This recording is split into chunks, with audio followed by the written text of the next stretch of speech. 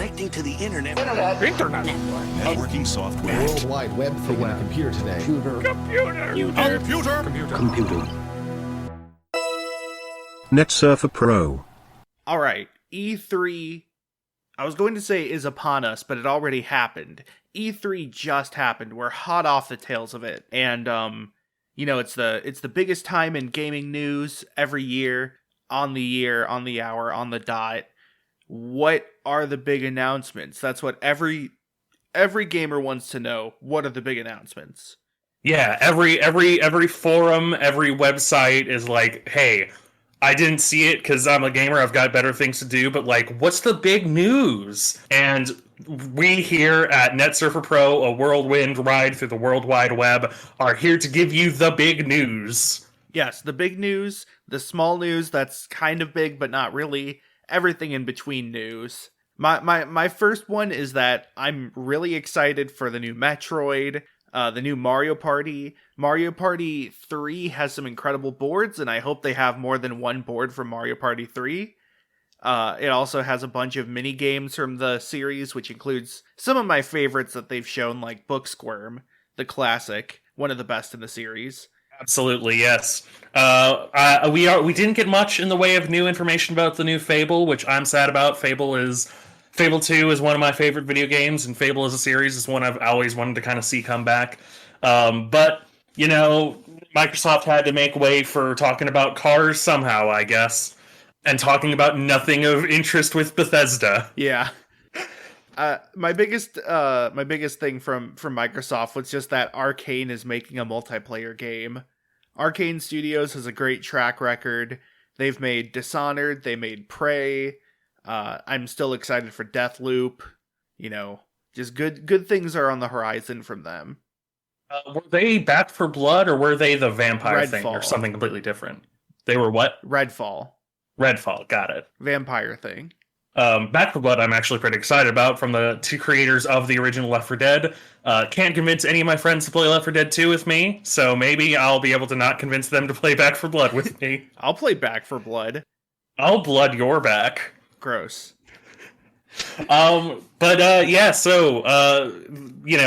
Microsoft, they did their thing, announced Windows 11. They did their whole thing. And then it was just kind of a wet thud for a lot of people. Square sort of announced a new thing that has to do with the lore of the original Final Fantasy, the first Final Fantasy, which, thank God, they have been sitting on that for years. I can't wait to hear about the exciting lore of the first one, when there was basically no lore to speak of, and it was just, you're a party of heroes and there's a bad guy, go fight him. I'm so glad that we've learned that the progenitor to the four heroes that are kind of these cute looking little sprites was just three middle-aged guys. Middle-aged anime guys as well, specifically. I don't even know if they look anime to me. One of them just looks like a guy I would see at Walmart. The main guy I would see at Walmart. And he would be buying a t-shirt and a six-pack. Yeah, we've got Walmart customer, Target manager, and Tesco employee. What is this, a Scott really the Woz excited. video? You used to watch the Scott the Woz video over E3 2021. It's perfect. It was good. Thank God for Verizon talking about video games. Really glad that our best rep for video games in the tech industry is Verizon. I can't believe we got new announcements for Verizon Zero Dawn 2. Yep, gonna be a big one. You when you climb a big tech dinosaur, an ad pops up that's like, "Hey, do you want us to throttle your internet speed?" And you say no, and they're like, "Haha, we're gonna do it anyway." See, we're Verizon. 5G stands for good games get good gameplay. But yeah, Nintendo really pulled out all the stops. Got a new Advance War, which is a reboot of Advance War. Got a new Monkey Ball, which is a reboot of Monkey Ball, or just the original Monkey Balls in one package. Got a new Fatal Frame, which is the worst Fatal Frame in the series. Look, backing up a bit, I do want to mention that the Monkey Balls after Monkey Ball Deluxe kind of continuously fucked things up. So if we're just getting the first 3 monkey balls and one thing together, that's fine. Like, Yeah. they clearly cannot make another good one. Fuck, we forgot how to make good monkey balls. Can we just make the old one again? People will buy it. Alright, we'll do it. I mean, I'm not gonna play Monkey Ball Deluxe with a PS2 controller. You're not wrong. You're very not wrong. You know, I'm glad that they finally executed the Captain Falcon live on stage. He's been, you know, we've been waiting for it. They don't want to make a new F-Zero. Just put him out of his misery. Yeah, it's like we finally got official confirmation that he is dead and will remain dead for as long as nobody brings him back to life. But Yeah, we don't know about any sort of like Nintendo liches. Yeah, they're patching him out of Smash Brothers, which is really really bold of them. Right. Captain Falcon is one of the most iconic Smash Bros. Characters. Because he's an entirely Smash Bros. Character. Yeah. Yeah, I'm really excited for Luigi's Mansion 4. I don't know how he keeps getting mansions, but, you know, apparently this one, no ghosts. I'm starting to think that Luigi is, like, connected to some shady backroom deals. Like, who is... Either it's, like, he's buying mansions that people died in, or he's part of, like, a TV crew doing, like, a haunted ghost tour thing. Maybe the whole plumbing business is actually just, you know, a front for their connections to the Russian mob, not the Italian mob. Yeah. That would be racist to assume. It would also be pretty bad to be like, oh, I bet those, like, what's the word? Not stereotype, but like the opposite. Like, you would think that the Italian mob would have like some Russian guys as their front, so that it doesn't look like they're connected to the Italian mob.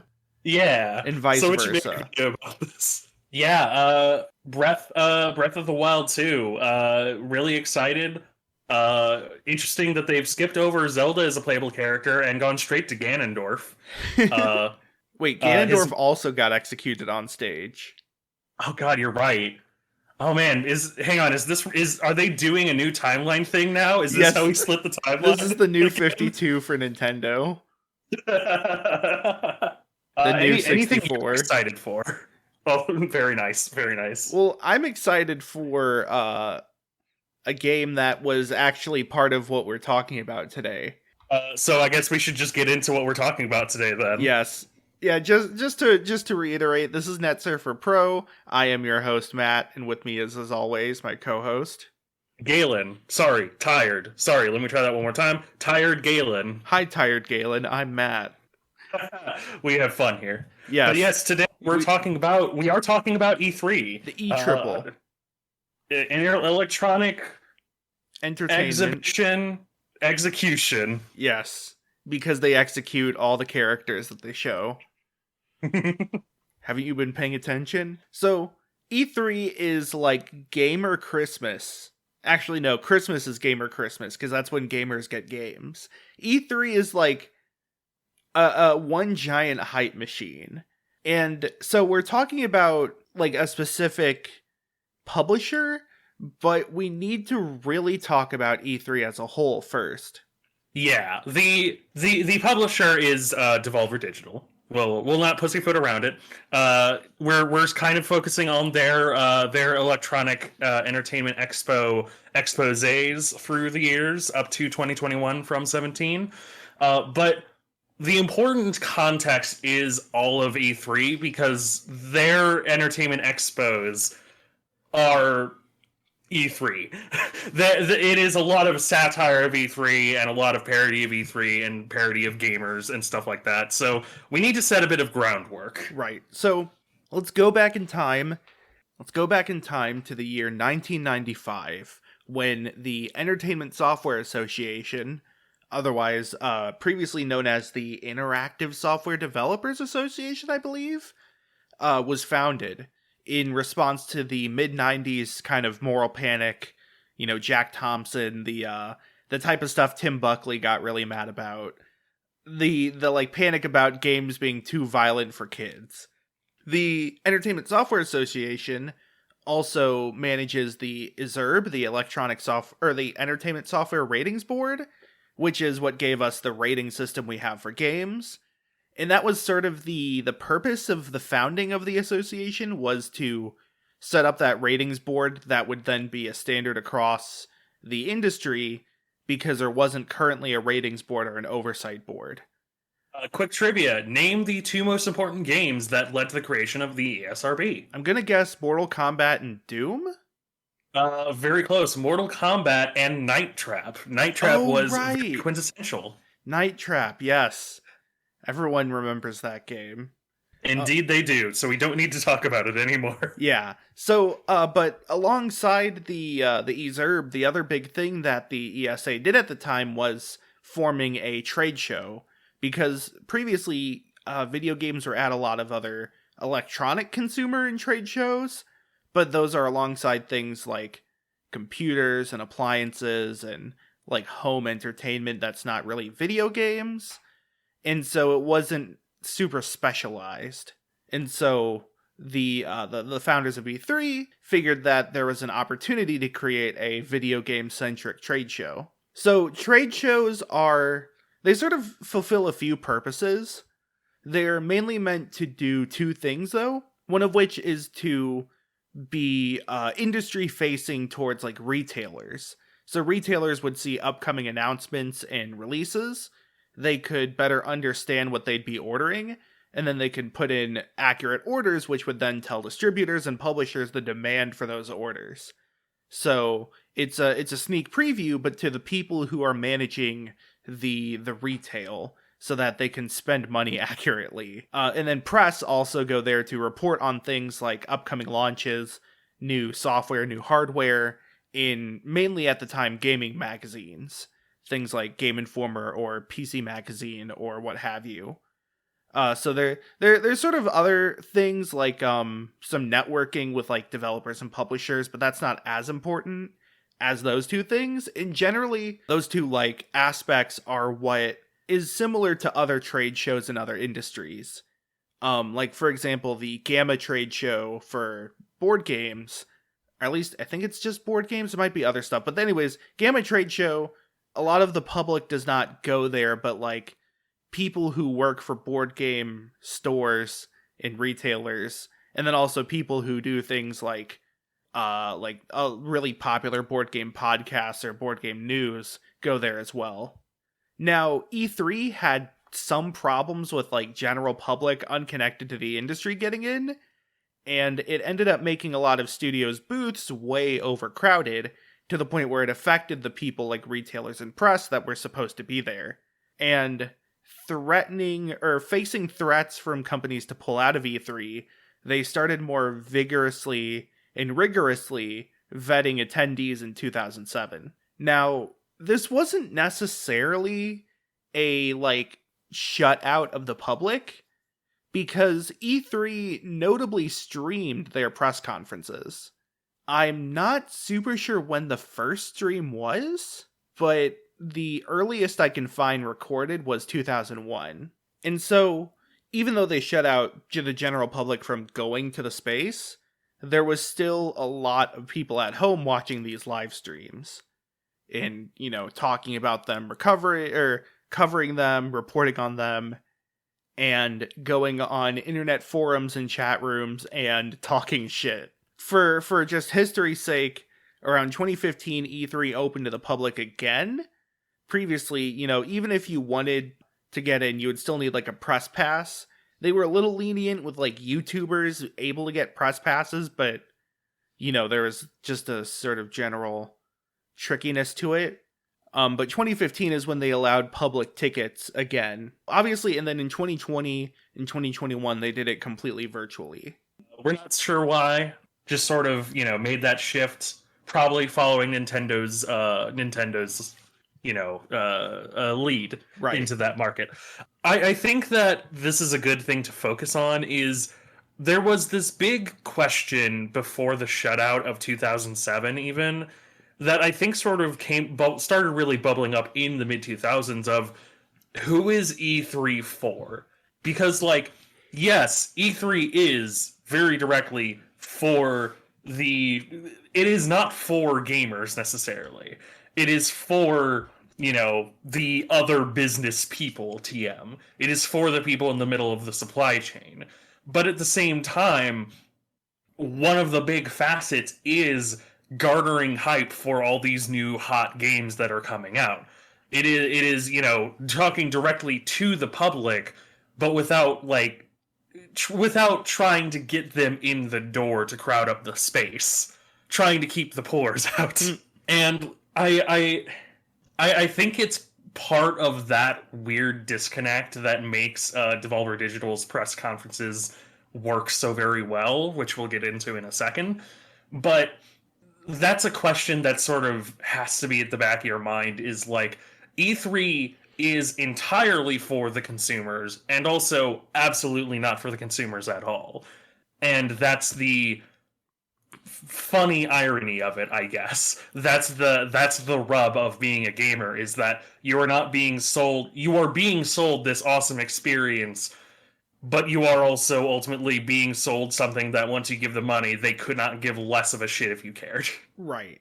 So, if you watch early E3 streams and videos, you'll see that, like, developers do talk about things like sales figures that make more sense as a developer talking to an industry rather than developers talking to consumers. Over time, though, it definitely started to shift away from the business itself in terms of the press conferences. It should be noted that, so the press conferences are like the keystone events at E3.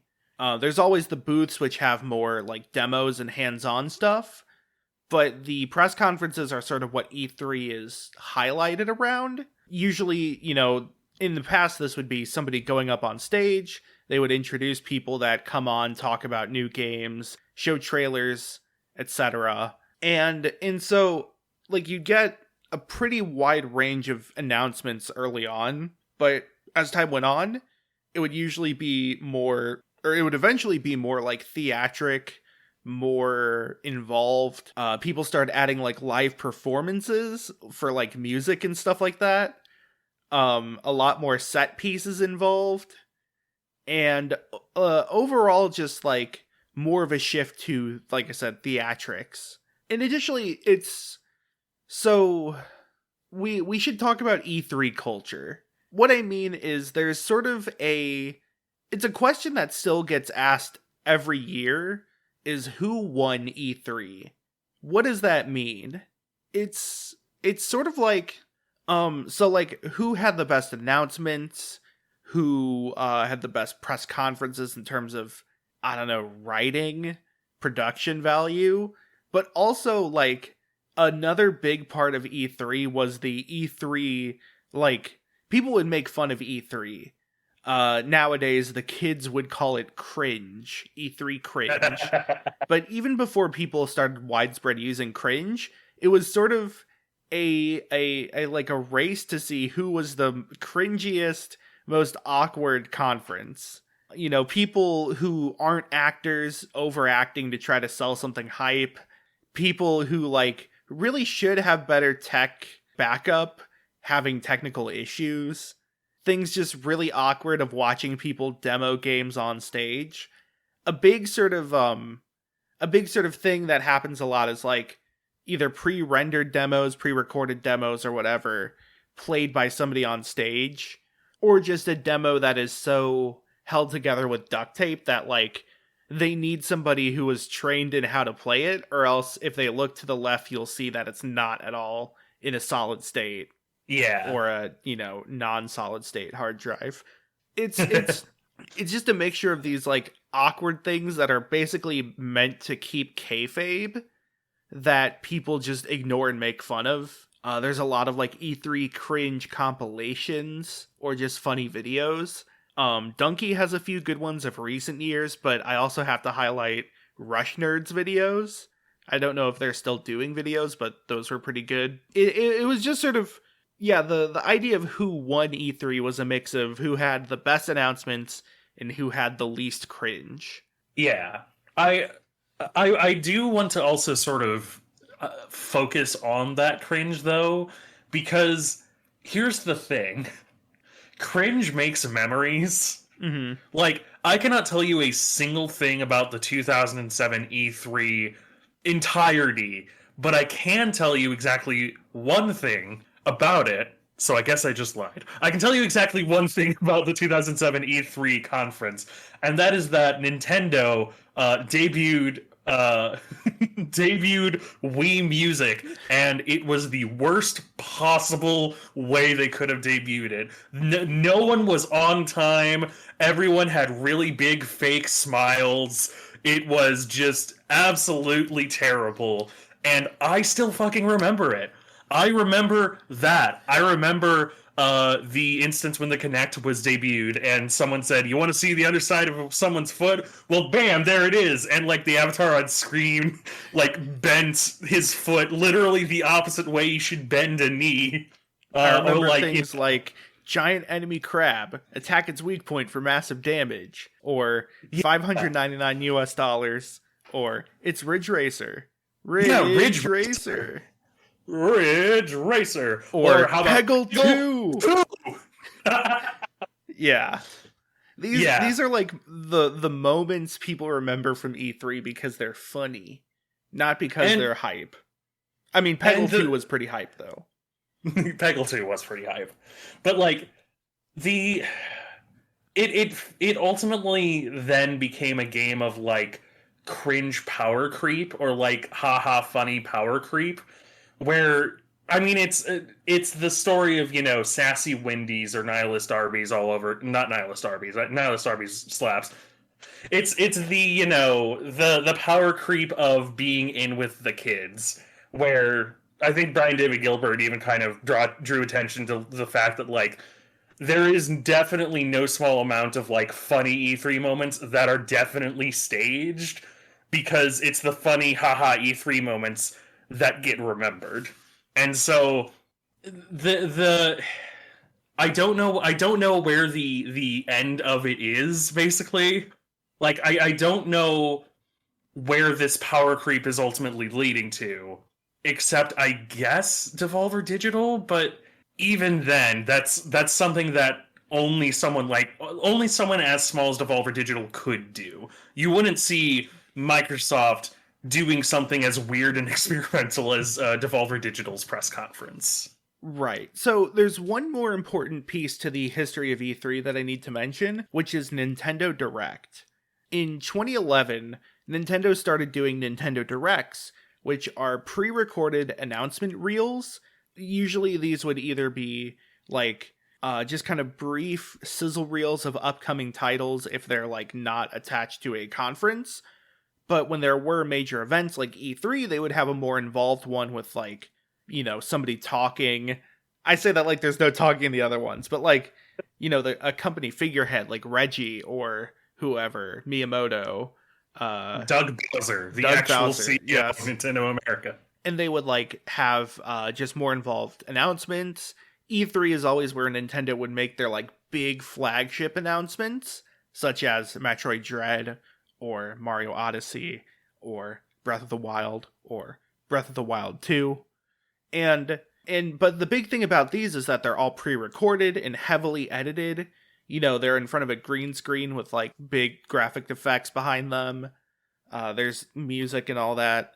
The sort of one of the kind of theories behind why they did that is that they wanted to cut back on cringe, which I think makes sense to an extent. Another big thing is just that Nintendo, being a primarily Japanese company, relies on translators to, you know, talk and spread the message of the people who are talking. And so, like, whenever somebody like Masahiro Sakurai comes on, there is a translator that translates his words and speaks them accurately. And so, by making it all pre-recorded, they're able to give the translator time to do their work without having to do it live, which probably helps make sure it's accurate. You know, they could, like, double check to make sure everything makes sense and it fits with the original intention. And by and large, Nintendo Directs have been, like, well received. I mean, they're still doing them 10 years later. And Nintendo, they stopped doing the live E3 press conferences. They still have a live E3 presence with Nintendo Treehouse. which usually does like extended gameplay over some of the stuff they announced. So like this year they did, they played like the Mario Party Superstars, they played the new WarioWare, they played the new Metroid, they played the new Shin Megami Tensei, and but like their main conference would be digital, completely pre-recorded and edited. One important thing that I think is interesting, so eventually other companies would follow suit. So like Microsoft would start doing their own thing that's sort of similar. Sony's the one that is probably the most adopted this format. They have their like state of play, which is their kind of whenever they want to announce something, they can do it. They didn't do one at the same time as E3 this year. I think it's coming later, but they've done this digital sort of highlight announcement reel. EA as well has started doing it recently.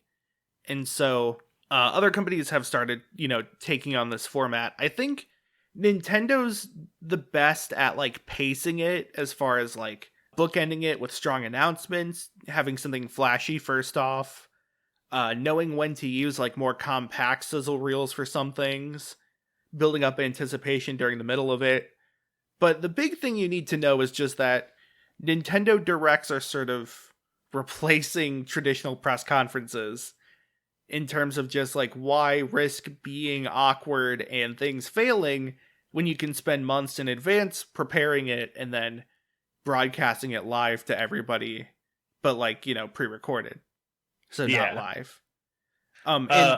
This so happened to be the model that was perfect for the last 2 years. Yeah. We're right at the cusp of it, folks. I do want to interject. I want to show a bit of my Nintendo fanboy ass real quick and say that I feel like the reason that Nintendo Directs work so well and are paced so well is because Nintendo is probably the only AAA publisher that cares. Mm. So, not to say that any other AAA publisher has bad games, doesn't care about anything, etc. But like, if Microsoft's entire video game section was to just completely die and bomb, they'd be fine. Same with Sony for the most part. Like, they are in the video game sphere, they are the big three, but they have their thumbs in just everything else. They are tech conglomerates. Nintendo is still a video game company at heart. And E3 certainly is E3... EA is a video game company, but they're EA. They don't give a shit. Yeah. They care about video games as a money printer and nothing else. So, like, Nintendo knows how to, how to structure, how to build hype, because they, at the very core, still care. And, full clarity, I'm a bit of a Nintendo fanboy. Nintendo certainly sucks in many ways. They have had their fair share of botches, they have had their fair share of shitty decisions, and they are actively still making shitty decisions right now, I'm willing to bet. But, like, they are the only really big game publisher that seems to care actively about video games as more than just a money printer. I will say that I think part of why it works for Sony is because Sony studios tend to be pushing the genre in the medium pretty hard. Like Sony Santa Monica, what's it called? What's Media Molecule, Naughty Dog. Like, they have a lot of companies as well that are more focused on making, like, high quality experiences than they are just making, like, trends or, kind of phoned in games, I guess. Yeah. Honestly, Microsoft's really the big odd one out of, like, the Xbox is just that other thing that's competing with the PlayStation at this point. Yeah. And, like, they have some of their properties, but Microsoft is kind of leveraging their space as both console and PC in trying to use that with, like, Game Pass, Windows games for Windows. Gaming for Windows Live. Okay, but then there's Devolver. So the true underdog. So Devolver Digital is a publisher founded in 2009. They first published Serious Sam 3, the HD remake, and since then they're kind of just been known to make like an eclectic lineup of games. Pretty much all the games they publish are indie games. They're published digitally with very few actual physical releases. Usually those are handled by a separate company like Limited Run Games. Some of their releases include things like Hotline Miami, Enter the Gungeon, The Messenger, Loop Hero, and like so many other games. A lot of their games they publish have reached pretty strong acclaim, and so they're like a pretty highly regarded indie publisher. And so in 2017, I think Devolver was already a name on the map, but it was unclear what a Devolver press conference would be. And the like Devolver themselves said like there's not going to be any new game announcements in 2017 leading up to E3, just to make sure people didn't expect anything new, because what they were doing was just so different. Devolver, their press conferences, the first one in 2017 did not have any new game announcements at the time, just trailers. But since then, they have announced new games during their press conferences. But what's important about these isn't the announcements or the games, but everything around it, because, as Galen said earlier, Devolver's press conferences are very much satirical. And so I think let's just get into sort of like what the contents of them are like. Yeah, so Devolver 2017 opens on a big...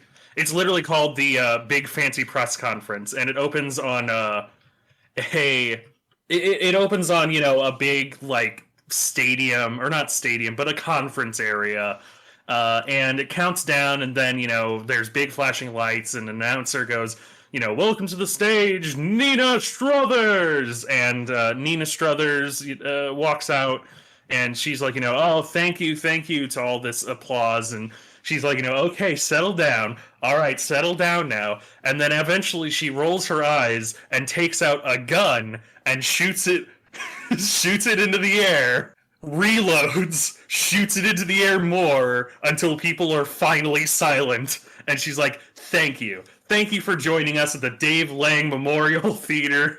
Yeah. And, yeah. And I love, one of my favorite details is that, like, during her opening monologue, she's like, this is a very exciting time for very many video games, and we are very pleased to welcome you all here to see some very... And, like, every time she says very, the camera jumps to a different angle. Yeah. And, like, it eventually stops, like, actually making sense, where she just interjects a very... Yeah. There's also like a random mocap suit guy that comes in and clears things up off the stage. Kind of a stagehand, but in a mocap suit. So the trailers were definitely like the second part of, like, they weren't the main focus. There were a few different skits that just parody like current trends. The first main one is the like screen payment one. They joke like gamers have been saying that they're throwing money at their screens to buy things. So we are going to let you buy things by throwing money at the screen, because we want your money. And so they bring out like this CRT with a bunch of wires hooked up to it, and they bring out a guy, and they're like, hey, you, throw some money at the screen. So the guy starts throwing money at it, and it disappears into the screen, and it says like, you have paid $10 for 20 Devolver bucks. Congratulations. Yeah, the guy who's presenting it turns a tablet that says, like, you have made $40 dollar bills, y'all. Yeah.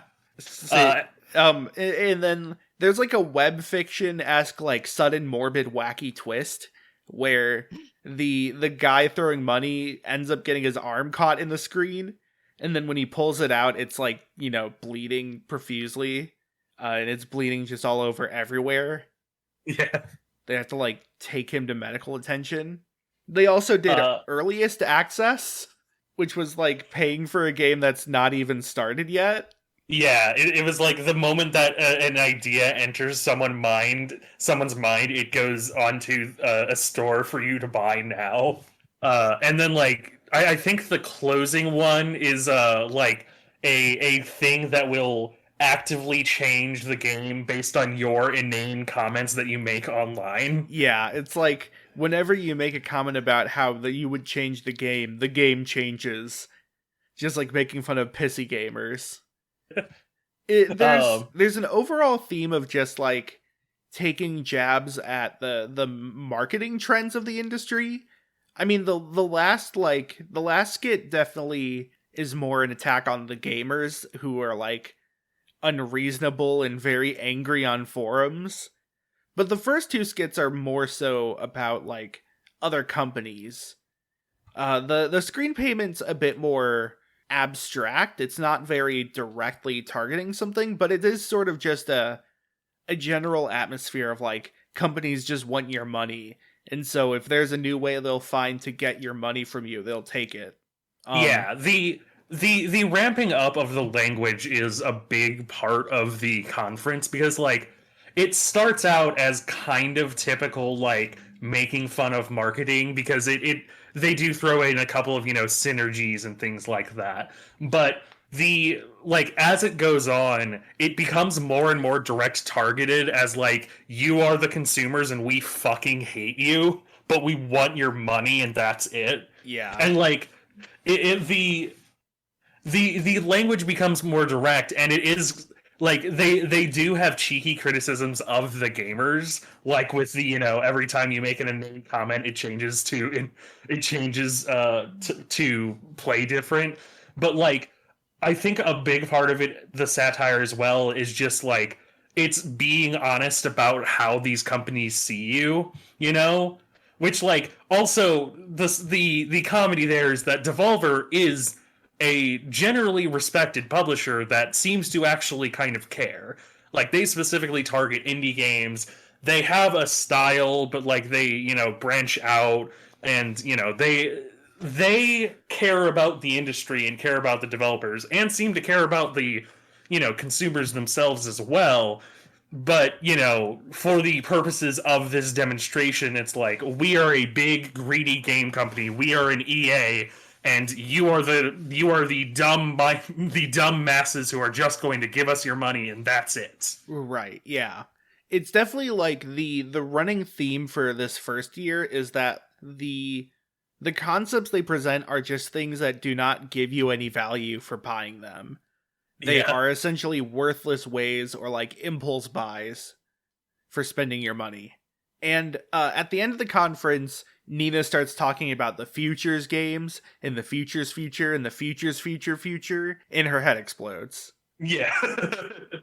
So after the 2017 press conference, the YouTuber Super Bunny Hop did an interview with Nigel Lowry from Devolver Digital that sort of gave an interesting insight into their sort of like mindset, that they wanted it to be both like a jab at the industry from a sense of anger, as like, they are also people that play video games and they don't like the way the industry's heading, but also as a sort of just like a comedic breather to lighten the mood between awkward conferences. Interestingly, the project was done by Imagos Films, which is a independent, like small group, a small collaborative headed by Don Thacker, who is the actor for the character Don in the series of press conferences, and who has also done work on games that Devolver has published. Would we recognize any of these games? I don't remember. I didn't do quite enough research. That's fair. So 2018 enters with the definitely permanent CEO of Devolver Digital, who talks a bunch of corporate lingo about like synergy and agile and stuff like that. And then when he starts talking about the future and the future's future, he gets stabbed in the chest and Nina walks on stage. I love this opening because it seems like that perfect. Honestly, it's we do not condone violence in any way. It seems like the kind of perfect, like, just what the gamers have always wanted to do at this era of like some random dipshit is on stage and he's talking a bunch of corporate nonsense and it's like, God, shut the fuck up and talk about something already. And then Nina Struthers just fucking comes up from behind, snaps his neck, and is like, shut your mouth. Yeah, it's a definitely interesting look at like how E3 is at this point completely turned away from the industry facing side. That like the industry has died and now it's just about hype. She has an opening monologue that just takes a jab at E3 presentations in general about things like pre-recorded gameplay being staged or awkward musical performances. They're two bits. There's Loot Box Coin, which is an incredible bit. It still very well holds up 3 years later. Very like, really relevant. Does. It's a great joke of like a crypto coin that nobody knows its value because you get random amounts whenever you open one of the boxes. It's completely decentralized. Nobody knows if it'll ever actually be accepted as currency anywhere. If I remember correctly, those were actual like 3D printed or whatever coins you could buy, and the price did very randomly changed every hour on the hour. Yeah. Until they were sold out. They also have a parody of the like SNES and NES Classic of like a small console that will play your favorite games for some reason. That's a big point is like throughout the entire conference, Nina is just like, we have no idea why you gamers keep wanting to buy these, but you'll pay money for them, so fuck me. Just like instead of saying like you're wrong, it's like I am completely bewildered why you would do this. There's also a great bit with like the this person who's supposed to be like her son is like, this isn't even a real console, this is a Dreamcast you've painted over. This disc isn't even a real disc, it's a translated patch of a Japanese game burnt onto a CD. Which is great because Dreamcast was very easy to burn CDs and play on the Dreamcast. Horrible anti-piracy protection. But, and then, so at the very end of the conference, the guy from the 2017 conference who got his arm ripped out time travels from the future and shoots Nina in the chest for like a minute with like a hand machine gun, like Barrett from Final Fantasy VII. Yeah, and the closing moments, like the assistant lady, comes in and she's like, "Oh my God, don't worry, Nina, we'll save you. We have the technology." And the ending like credits and post credits are a very RoboCop thing of like they are literally rebuilding her. And you're seeing through her eyes as like it says, BIOS startup Nina_Struthers.exe initiate, stuff like that. Yeah. That leads us to 2019, which was the first Devolver Direct. The previous two were probably most likely pre-recorded. They had like the stock footage of a crowd that they played both the times. Yeah, that is, I do want to specifically mention before we go off of those, is that the crowd for the vast most part, they do have like one or two interactions with the crowd, but for the most part, it's all stock footage, and they reuse stock footage multiple times throughout both of the years. Yeah. So it's very obviously stock footage. Yeah. And so in 2019, we find out that Nina died and was turned into a cyborg, or at least she mostly died. In that there is a marketing executive named Linda who is like using Nina's body to announce things. So like they go into Nina's mind, which is this big white space, very clearly modeled after the Nintendo Directs, and they start announcing new games in like a direct format. Some of the highlights are the Carrion monster from Carrion shows up and just has like a completely average voice. Yeah. He's like a full puppet too, it should be mentioned. Very, very high quality. Some like Henson work type stuff. There's some jokes about like the Steam Epic storefront type thing. This is also the year that they did Devolver Bootleg, I believe. Yeah. Yeah. So Devolver, they started doing this, I think, in 2019 with like these more high concept sort of E3 simultaneous releases.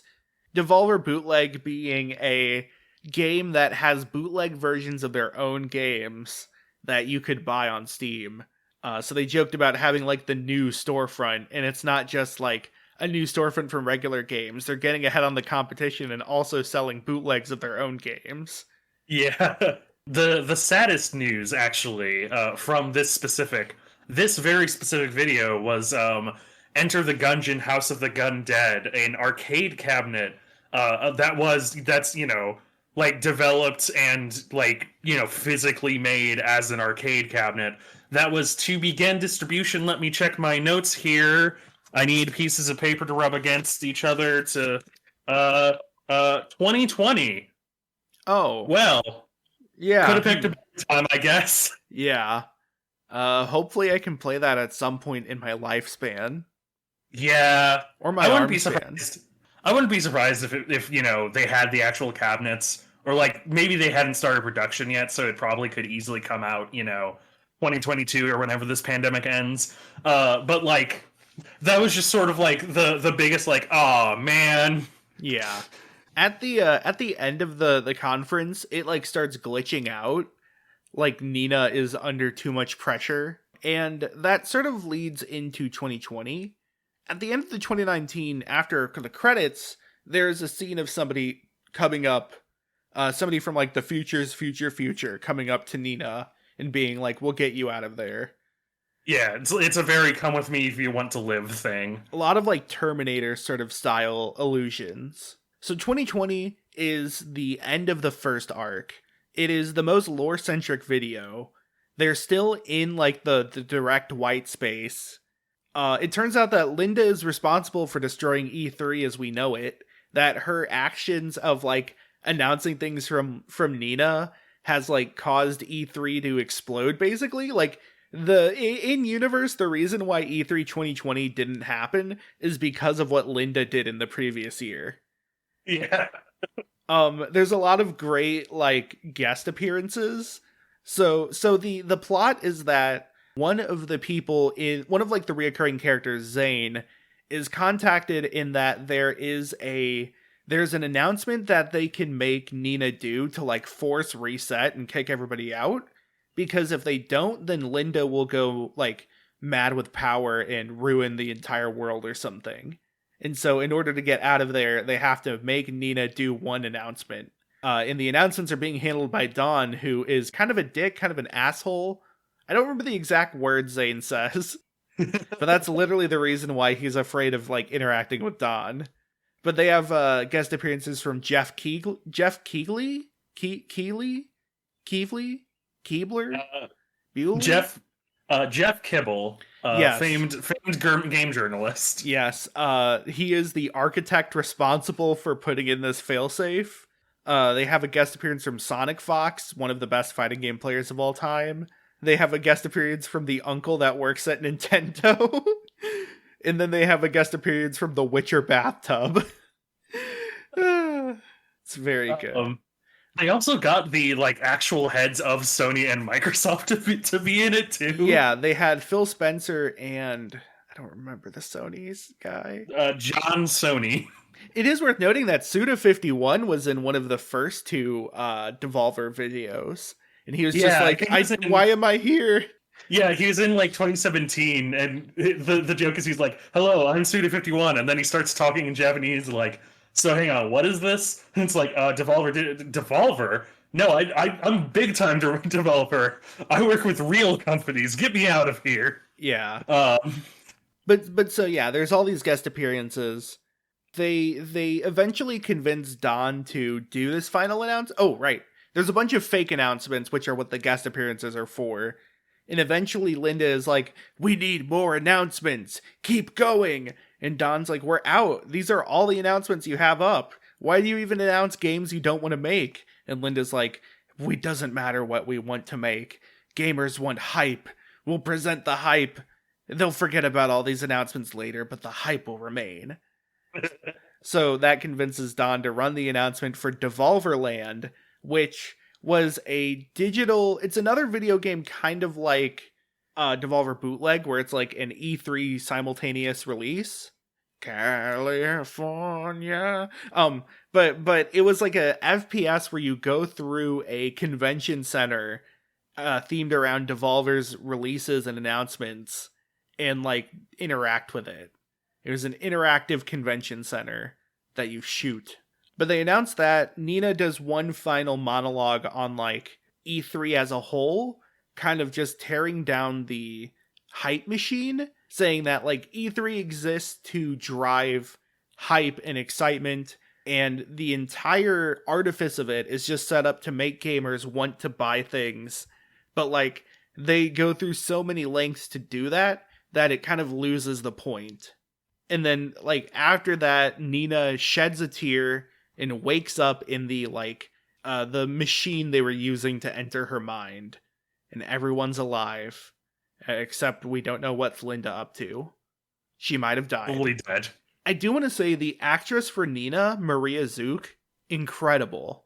Yes. Her God. performances just get better and better every year. Yeah, Nina motherfucking Struthers is such a wonderful character, and she performs her pitch perfectly. And then, so even better, so 2021, the first arc is already done. It opens to like a recap of the previous years, which they've done every year. And then it zooms out to like a conference room in like a office, and you have the guy playing Don, and he's like, how does that sound, everybody? A 4-year storyline. And then there's a bunch of people that are just like, are you stupid? Nobody's gonna want to watch this. This is horrible. And then Nina comes up and she's just like the intern giving everybody coffee. And so there's this fun like kind of role reversal of like Nina and Don are just kind of awkward people trying their best. And like Zane and Margaret are like effective workers. I don't know. They're higher up on the totem pole. Yeah. The 2021 video is more about like financial excess, kind of making fun of how expensive the like CEOs and higher ups of gaming companies are. So like they have all these things of like gold everything, incredibly expensive food. Everybody has like a plate of 12 burritos. And it's also kind of, they have like a subscription service making fun of like what is it called? The Microsoft thing. Game Pass. Oh yeah, Game Pass. Yeah, they have like Devolver Pass Plus, but it's a free subscription that lets you buy their video games. So it is incredibly pointless. Which is a funny haha joke, but it should be noted that that's basically Stadia's business model. Yeah, it's except also that Stadia's business model isn't free. Right. You pay for Stadia and then get the privilege of paying for streaming other games. They also keep joking like it's a free subscription service that we haven't quite determined the price of. Like they say it's free at the start, and then as it goes, they're less sure about it being free. They also have less sure about what it is even. Yeah. They also have a tape that has the entire press conference on it. They do the joke where like they play the tape and it has the point that they're currently at from like 2 minutes ago, and then they realize that it's still currently recording. By the way, I think Bo Burnham's Inside did the best version of that, and we should just retire the joke. Yes, it really was. We have to do an entire episode over Bo Burnham's Inside as well. But no, yeah. They also say that it is a non-fuckable tape. It's a tape that cannot be edited or copied. A NFT, if you will. I think this was a real thing they sold as well. Yes, I believe that was it seemingly was a real product that you could purchase where they sold exactly one of it. Because the website that they're pimping is a real website that you can go to, and it's basically just, a conglomeration of all the stuff. A non-fuckable tape. They're still doing the like parodies of current trends, especially the more like scummy things. Yeah. And I think overall, that's sort of their MO throughout the years, was to really take swings at the industry, really do like this scathing satire. A lot of times it is towards the scummy things like loot boxes, NFTs, crypto, stuff like that, or just like really weird trends like the mini consoles. They're very ahead of the game in this regard. They're like, it is sort of the sassy Wendy's of like trying to focus on comedy to sell your product and like trying to use relevant comedy. But I think where Devolver wins is obviously, like you said, they have a good reputation for like publishing these highly acclaimed indie games, and they kind of built up goodwill, so it doesn't feel like they're taking the piss out of the viewer by making fun of themselves. It generally feels more like punching up. Yeah, well, that's the big important thing, is that like what separates the Devolver quadrilogy and then the Devolver Max Pass is that Devolver is the underdog as far as like publishers go. That still puts them in a position of privilege as far as, just like everyone in the industry or in the world, I suppose. But like their place in the industry is infinitesimally small to someone like an EA or a Nintendo. And so like they are effectively allowed to make these jokes because, well, they are on more even footing with you than you ever will be with a Nintendo. It's also worth noting that in like as a footnote, so Devolver doesn't have convention show floor space at E3. They use the parking lot across the street, which I believe is the Hooters parking lot. And they do like their own demos and events and stuff there, and music and whatnot. Now, oh my god. In That's previous so good. years, E3 has actually just like put a bunch of trucks for storage to block the view of the parking lot across the street from the E3 parking lot. And so like Devolver ran a balloon that flew up to show like, hey, Devolver's over here, come check it out. And apparently in 2019, I want to say, maybe 2017 when they started, they had trouble getting a permit from the city of LA to like do a party there, which limited their oh no, that's what it was. In the interview, Nigel Lowry said that they wanted to do this party, but they couldn't get the permit, and that convinced them to do the conference to help bring attention to them as well as like have fun. Like it was an idea they had wanted to do for a long time that they finally had the perfect time. And so like while he also said in that interview that it wasn't done from malice towards E3 and the ESA, it can't help but feel another sense of the underdog in that regard. Like the reason they did the parking lot stuff is because it was genuinely cheaper to rent out a different parking lot than it was to get show floor space at E3. Yeah. And so like that refusal to participate in the same setting but still participate in the same setting, the kind of anti-establishment, I don't know.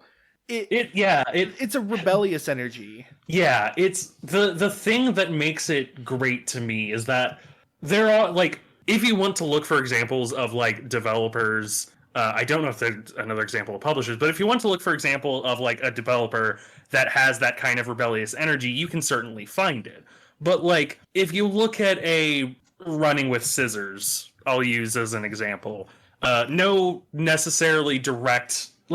direct hate towards Running with Scissors, but like they're most well known for, the Postal games. And so like the haha in jokes they make are very punched down. Like it's not that they don't make fun of haha capitalism, basically. They make fun of haha, racial stereotypes are funny, stuff like that. Devolver is entirely punching up to the point where, yes, they have a certain amount of privilege, but they are using that privilege in very creative ways, and they're using that to actively platform, people that are really cool. I'm very glad that, like, as they went on, they seemingly, had more and more diversity to the point where the most recent one has a lot of active diversity as the face of it. And so like it is worth noting that the characters in the first 4 ones are pretty much only white or like close to that.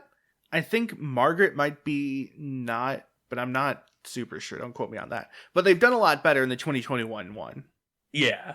And so like they show that they are willing to evolve, basically. They like, it isn't just, oh, the industry is heading this way, guess we gotta follow. They show an enthusiasm. I really liked in the I think the wrap up for 2020 where, they specifically had a lot of shots that were, showing various people wearing like Pride shirts or Black Lives Matter shirts, stuff like that. Like drawing attention to it, but in a way that kind of makes you get that they actually do care. Yeah. It's always weird around E3 because, like, people are both tired and excited for E3. Like, E3 has been going on and has kind of done the same thing every year. It's maybe gotten more out of control, but I think the perception of E3 still kind of is the same. But I'm genuinely interested to see what Devolver does, not because of their games necessarily, even though I like a lot of their games, but just because, like, they're using the space to do something interesting, and nobody else is doing it, and that always makes me excited. Yeah. I hope that they I'm gonna be real, I hope they inspire no one. I hope that they're the only ones doing this kind of shenanigans come 2025, Because I feel like I don't want a Microsoft to get in on it. Bethesda kind of used to be the like scrappy underdog where like, haha, our CEO says fuck, and it kind of sucked. But like Devolver does it in a way that gets it, and I want Devolver to be the only one. Or at the very least, I want, other publishers that come up that do something similar to be equally as scrappy and equally as fun. I definitely think I want there to be inspiration taken, but I don't think I want to copy, Like, if there's somebody who takes inspiration from their style, but not their, like, tone or their specific style, I guess that makes sense. Like, I think Devolver is doing something that will get sort of tweaked by other smaller publishers and groups, but I doubt they will have the same, like, force and loudness that Devolver has. Yeah. Devolver, their style is like a train that is just constantly moving at 200 miles per hour and just left the station heading west. Whereas, like, if somebody else takes their like, I don't know, their ability to punch up, their sympathy, their emotion, but turns it in a different direction, maybe goes north instead of west, then I'll be interested. Yeah.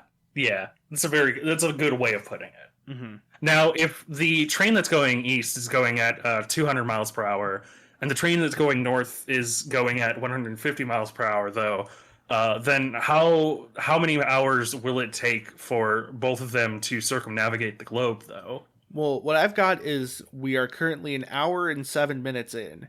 So thank you for listening.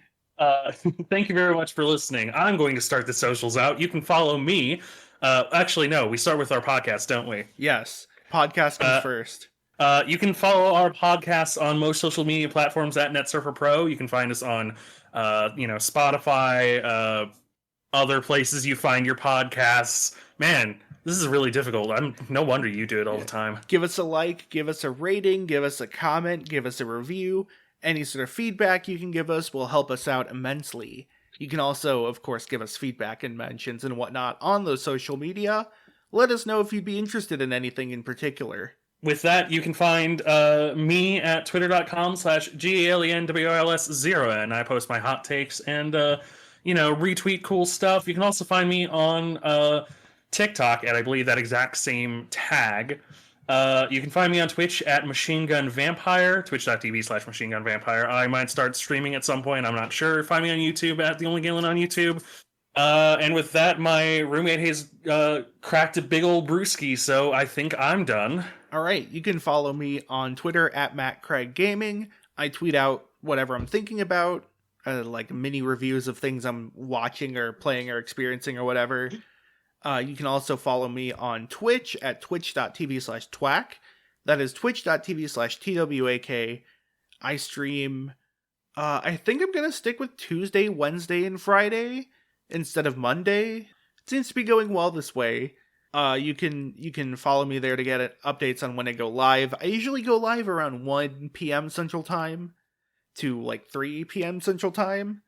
I stream some competitive games, some roguelites, some single-player games. I've been playing through Miitopia recently, and I started a thing where on Fridays I play Hitman, and people can spend channel points to mess with me. Also through my Twitch and my Twitter, you can find links to my YouTube channel and my secondary YouTube channel and all the other places where I make content and release content.